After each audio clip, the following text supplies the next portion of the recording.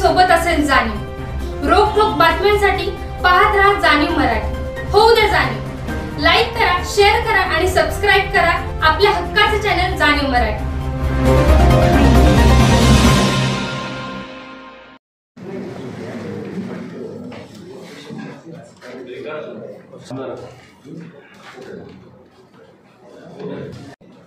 मी संजीवन बहुउद्देशीय सामाजिक सेवा संस्था याचा अध्यक्ष।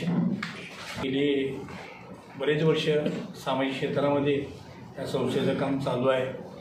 एक छोटं रोपटं होतं की आता तुमच्या सगळ्यांच्या सहकार्यानं ते एक मोठं वर्ष व्हायला लागलेलं आहे। कित्येक वर्ष हे सामाजिक काम करत असताना अनेक अडचणी, अनेक काही गोष्टी आयुष्यामध्ये घडत आल्या, चालत आल्या। कित्येक आपण ज्या संजीवनीच्या माध्यमातून मोफत अंत्यविधी असेल, जवळजवळ आत्तापर्यंत 700 ते 800 लोकांना आपण अंत्यविधी साहित्य वाटप केलं असेल। आयुष्यामध्ये अंत्यविधी वाटप करण्याची जी संकल्पना माझ्या आयुष्यामध्ये आली, आमचे वडील जेव्हा सिव्हिलमध्ये होते 30 वर्षापूर्वी एक्सपायर झाले, तेव्हा माझ्याकडं अंत्यविधीला सुद्धा पैसे नव्हते। अशी प्रेरणा घेत आयुष्यात वाटचाल केली। जे आपण भोगलं आहे ते समाजातल्या कुठल्या घटकांनी भोगू नये म्हणून एक कार्य हातामध्ये घेतलं। सिव्हिलला अन्नदान चालू करण्याच्या मागचा हेतू असा होता, ज्यावेळेस वडिलांना ॲडमिट केलं होतं 20-30 वर्षापूर्वी, आज वडील नाहीत माझे, त्यावेळेस अन्न काय हे जवळून सिव्हिलमध्ये पाहिलं, ते एक प्रेरणा घेतली आणि अन्नदान केली। 8-10 वर्ष सिव्हिलमध्ये एक ग्रामीण भागातले, जिल्ह्यातले, तालुक्यातून जे लोक येतात त्यांना जेवढं जमेल तेवढं या संजीवनीच्या माध्यमातून अन्नदान एक रोजच्या रोज दररोज चालू असतं आणि आनंद वाटतो आहे की आज मी समाजाच्या कुठंतरी उपयोगी पडतो आहे। कारण अन्न आणि पाणी या 2 गोष्टी या आयुष्यामध्ये आल्यानंतर कळल्या की परत घेता येत नाहीत आणि अशा उद्दिष्टानं अंत्यविधी असेल, सिव्हिलचं अन्नदान असेल, हे चालू केलं। आणि आता नवीन एक संकल्प केलेला आहे, जे निराधार आहेत, अनाथ आहेत, अनाथ या मुलांना दत्तक घेणे, जेवढं माझ्याकडून जमेल सेवा करायला तेवढी सेवा करणे आणि या सगळ्यांच्या माध्यमातून तुमच्या सगळ्यांची आणि या समाजाची मला आता हातभार लागावा। सगळ्यांनी एक हात पुढं यावा सगळ्यांचा। मी तर करतोच आहे, पण एक काम आणि मोठ्या प्रमाणात व्हावं। समाजातल्या असणाऱ्या ज्या जे गट जे लोक आहेत समाजात की ज्या लोकांना एक वेळचं अन्न मिळत नाही, पाणी मिळत नाही, त्या लोकांना माझ्याकडून जेवढा जमेल तेवढं त्यांना माझ्याकडून सेवा व्हावी, सेवा घडावी, हीच माझी बऱ्याच वर्षापासून तळमळ आहे। आता शाळेतल्या गरजू मुलांना वगैरे साहित्य वाटप, कपडे वाटप हे चालूच आहे। आता काल गणपती झाले, गणपती उत्सव झाला, आपण सर्वांनी सहकार्य, मला बऱ्याच लोकांनी सहकार्य केलं।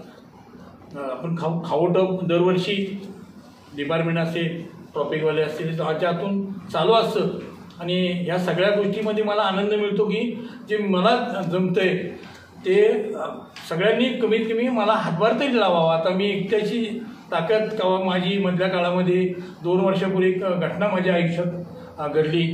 मी प्रसाद म्हणून तो स्वीकारला, पॅरलाइज झाला होता मला, तरी त्यातून मात करून हे काम हाती घेतलं आहे।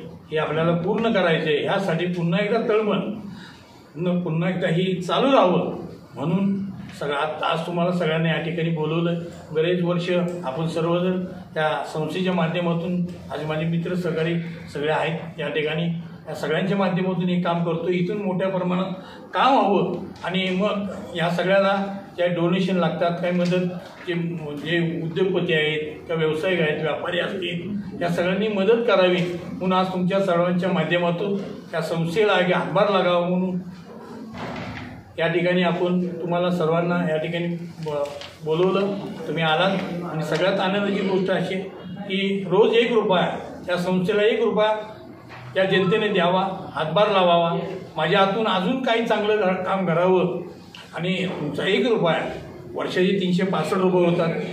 ते स्कॅन, गुगल पे, आपले सगळे पावती पुस्तक असतील, गुगल पे असेल, स्कॅन असेल, किंवा आता आपल्याकडे काढले त्या ठिकाणी सगळे नंबर्स त्या ठिकाणी आहेत.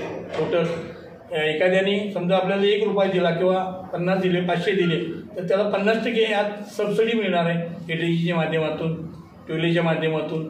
तर माझी एकच विनंती आहे इथल्या सातारवासियांना, जिल्ह्याला आणि तालुक्याला, की या माध्यमातून जर सहकार्य केलं तर नक्कीच एक मोठी संस्था भरारी घेईल. आणि गेली अर्धा वर्षे कार्य करतो, कार्य माझ्या हातून होतं आहे, करत नसताना माझ्याकडं होतं आहे, ही सगळ्यात मोठी गोष्ट आहे.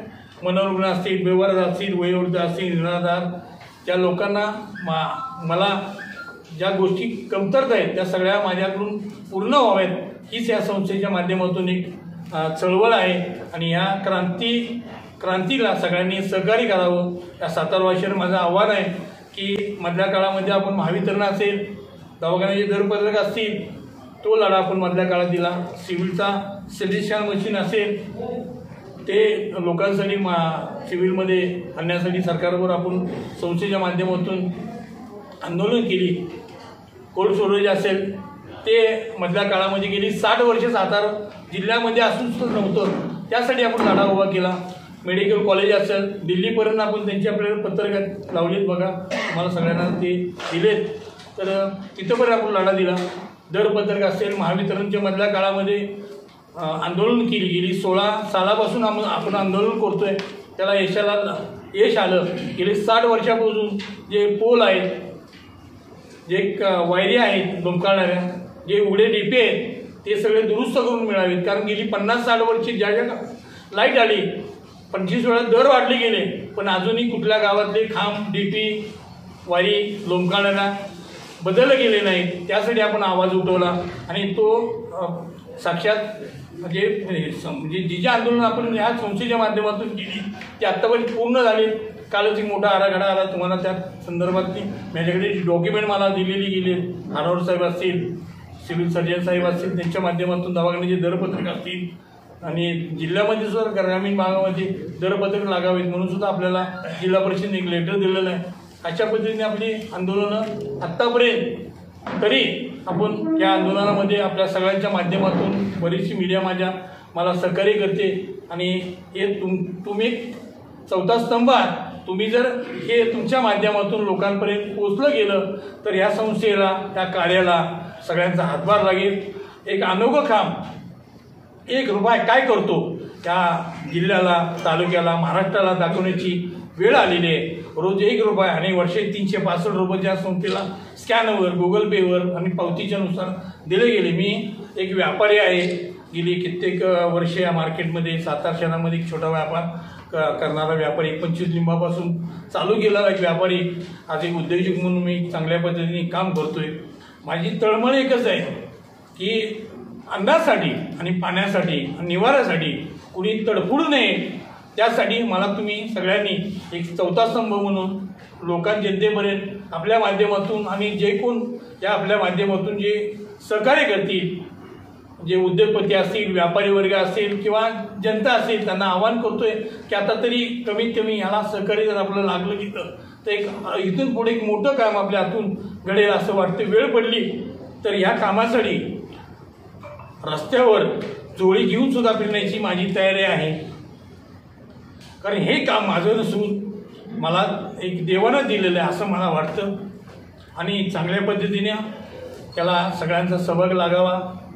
जय हिंद, जय महाराष्ट्र. सातारा जिल्ह्यामध्ये मी हे 2-3 वर्ष आजारी होतो, त्यामुळं जास्त पूर्ण डॉक्युमेंट सगळे क्लिअर केले. आज तुमच्या सगळ्यांच्या समोर उभा आहे, ते इथून नक्कीच ते त्यांच्यापर्यंत जाण्याचं कार्य करेन. आणि तुमच्या माध्यमातून प्रत्यक्ष गाडी घेतली नाही का? नाही, आतूनपर्यंत घेतली नाही, पण आता तुमच्या माध्यमातून सगळ्यांच्या नक्की त्यांच्यापर्यंत नक्कीच जाईल.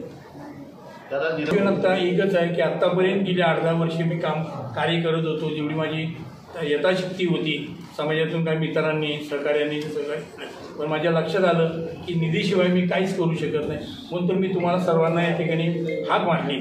आणि मला एवढी नक्की माहिती आहे की तुम्ही सर्वजण आला तर तो 1 रुपया काय करू शकतो हे मला माहीत नाही, पण नक्कीच तो फार मोठं काम करू शकतो. म्हणून मी तुम्हाला आव्हान सगळ्यांना करतोय, म्हणून या ठिकाणी आले. यासाठी काय जागा वगैरे तीच अवेलेबल होणार आणि त्यासाठी मी प्रयत्न नाही करणार, पण 100% काम करणार एवढंच सांगू.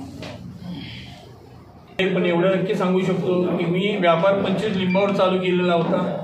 ज्यावेळी मी 25 लिंब विकायला चालू केली तेव्हा पुढच्या व्यापाऱ्याने मला सांगितलं होतं 25वर 2 लिंब मिळते. मला ती 2 लिंब दिसत होती. असं करता 50वर 5 दिसली आणि 100वर 10 दिसली. कधी मी विजापूरला गेलो, कधी ट्रकाने व्यापार झाला की मला कळलंच नाही. नक्कीच मी माझं जर कुणाला त्या समाजाला काही उपयोग होत असला, काय सजेस्ट देण्यासाठी, माहिती देण्यासाठी, तर नक्कीच मी त्यांना त्यांच्या पायावर उभा करू शकतो. तेवढी सक्षमता माझ्यामध्ये आहे, कारण मी तळागाळात आलेलो आहे. एका दिवसात 40 वर्ष गेली काही व्यवसाय करतोय आणि रस्त्यापासून नाही का ना गटारावर व्यापार चालू केला आणि भर बाजारामध्ये छोटा व्यावसायिक म्हणून नक्कीच काम करतोय. त्यामुळे आपण जे म्हणतात ते त्या लोकांना माझ्यापर्यंत ती लोक आले आपल्या माध्यमातून तर मी नक्कीच सहकार्य करेन आणि मार्ग नक्कीच काढेन. एवढं फक्त मी सांगू शकतो की आता पहिलं तुमच्यापर्यंत पोचावं असं वाटलं आणि तुमच्या माध्यमातून त्यांच्याकडं तालुक्यात जिल्ह्यात आमदार असतील, खासदार यांच्या सगळ्यांच्या समोर हे सगळा प्रस्ताव घेऊन मी लवकरच जाणार आहे आणि यासाठी आपण हा 4था स्तंभ जो आहे तो लोकांपर्यंत पोहोचवणार आहे मीडियाच्या माध्यमातून. तो मला महत्त्वाचा वाटला म्हणून मी तुम्हाला सगळ्यांचं आज आलो आहे. ज्या कामं मी समाजाची कामं जी आहेत मी जी आत्तापर्यंत हाताळलेली आहेत, कुठली आंदोलनं असतील मी आजपर्यंत कधी माघार घेतली नाही आणि प्रत्येक आंदोलन सक्सेस झालेलं आहे. आणि इथून पुढे सुद्धा तुमच्या सगळ्यांच्या माध्यमातून जर मी आलेलो आहे तर माझा प्रत्येक श्वास थांबण्यासाठी असेल आणि हे जे कार्य मी तुम्हाला सगळ्यांनी जे सगळ्यांच्या साक्षीने आज बोलतो आहे हे लवकरच पूर्ण करीन अशी मला तुम्हाला गवाही. काय म्हणतात संशयित आहे बऱ्यापैकी लोक. आता अजून पुढं वाढवण्याची आपण तयारी केलेली आहे. नाही आता अजून हे चाललं इकडून तिकडून, कधी कमी पडले पैसे तर मग व्यवसाय करून घालण्याचं काम आणि पुढचं काम चालूच आहे. रोज अन्नदानासाठी रोज संध्याकाळी 7:45ला जिल्ह्यातील जो गरीब वर्ग आहे जो सिव्हिलला येतो, सिव्हिलची एक चांगली गोष्ट आपल्या सगळ्यांना सांगावीशी वाटली की आता सुधारणा बऱ्यापैकी झालेली आहे सिव्हिलमध्ये आणि सिव्हिलमध्ये जी सुधारणा झालेली आहे त्यामुळं बऱ्यापैकी त्या ठिकाणी ज्या व्यवस्था आहे ती चांगल्या स्वरूपाची आहे आणि त्या ठिकाणी अन्नदान लोकांची संख्या आता वाढत चाललेली आहे. त्यामुळे अन्नदानातसुद्धा आता बोजा वाढत चालला. त्यामुळे मी तुम्हाला सर्वांच्या पुढं आलो की कुठंतरी भुक्याला अन्न मिळावं, 1 रुपया कामाला त्यांच्या यावा, हीच त्याला माझी मागणी आहे ना.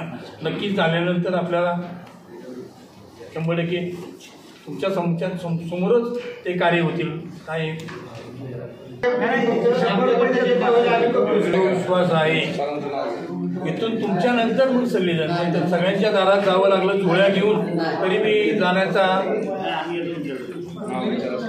माझी मानसिकता झालेली आहे आणि कार्य करताना वाकावं लागलं आणि माझी तनामानापासून इच्छा आहे की